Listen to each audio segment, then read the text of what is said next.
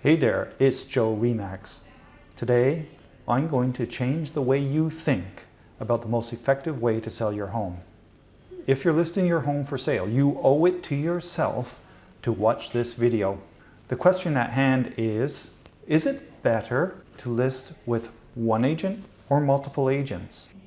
As one homeowner put it so succinctly, who in their right mind would choose to list exclusively? And to that I say, who in their right mind would choose not to list exclusively? In this video, I debunk the misconceptions that listing with more agents will increase your chances of selling your home. So let's get into it. On the surface, it may seem that the more agents you have working for you, the better the chances you have of selling your property. I mean, 50 agents have your listing, you have 50 times more chance to sell, right? Maybe not. Hear me out, and I'll show you exactly how you can be killing your chances of selling your home by using too many agents. So imagine now that Anne is your real estate agent in Bangkok, and it's a buyer's market with hundreds and thousands of listings. Anne, let's say, gets 3 emails a day, complete with 20 attached photos and the listing price. And Anne sees that this email is CC'd to 50 other agents. I'm not kidding, really. Let me show you a real life example. Check this out.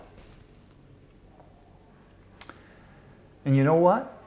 Anne accepts all the listings because there's no difference between them to her. So what happens next? Anne may pay for some listings on a property web portal or other paid advertising.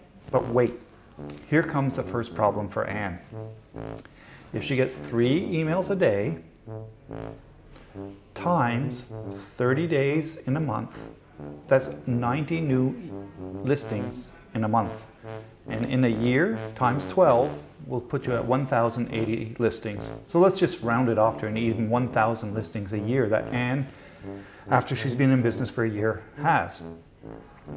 So if Anne pays even $1 to advertise your listing, that means that she's paying $1,000 a month. But to really do justice to your listing, Anne should be charged about $100. Now we do the math. Poor Anne, she's facing a marketing bill of $100,000 a month. There's no way that she can do that. So what's Anne do? When faced with no alternative, she does nothing. What she does, maybe, is file your property into a folder in her email called Properties for Sale, hoping that someone may call her and that she'll then have your property to offer them. But start to think about it. Anne is not marketing your property to anyone.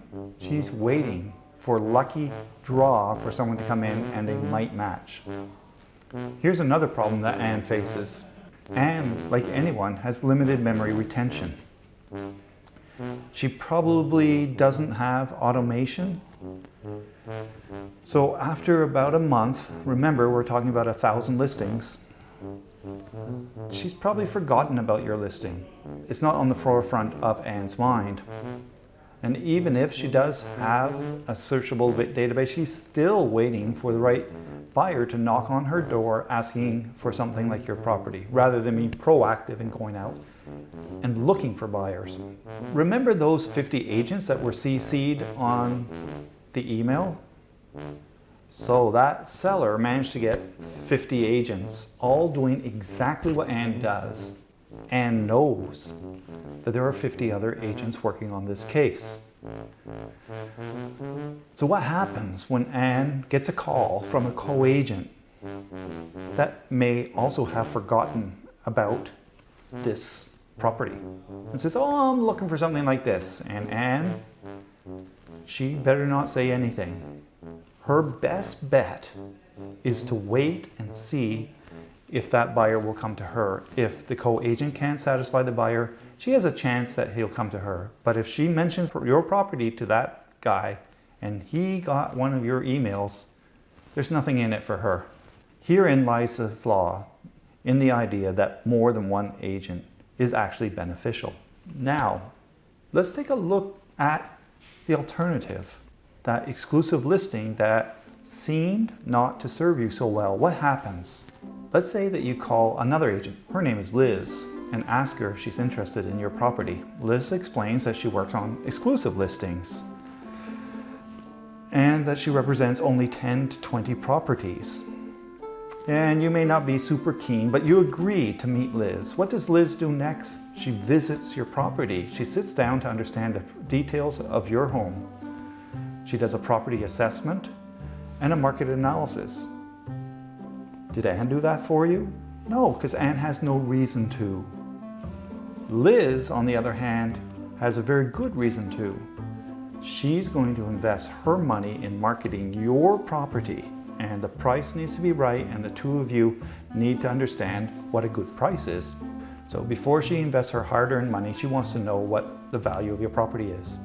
Suppose now that Liz sits down, gets you a nice property assessment, yeah, you think the price is right, and you agree to give Liz an exclusive period to sell your property. What does Liz do next? Now, Liz is in a different mindset than Anne was.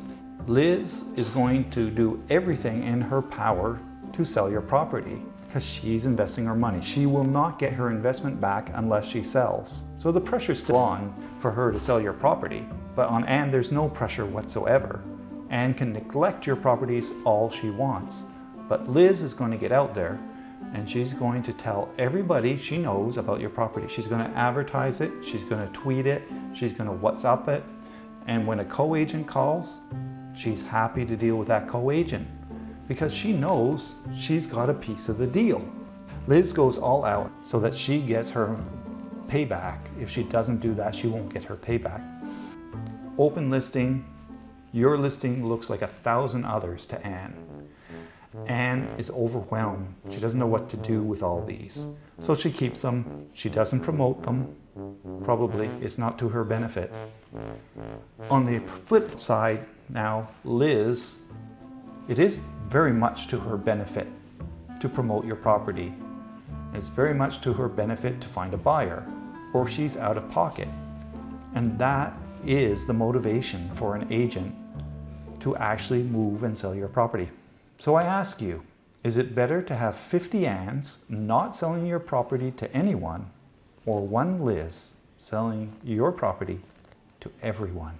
To my client, in his words, who in the right mind would sign an exclusive agreement? And I say to him, who in their right mind would turn down the opportunity for an exclusive agent to work for them?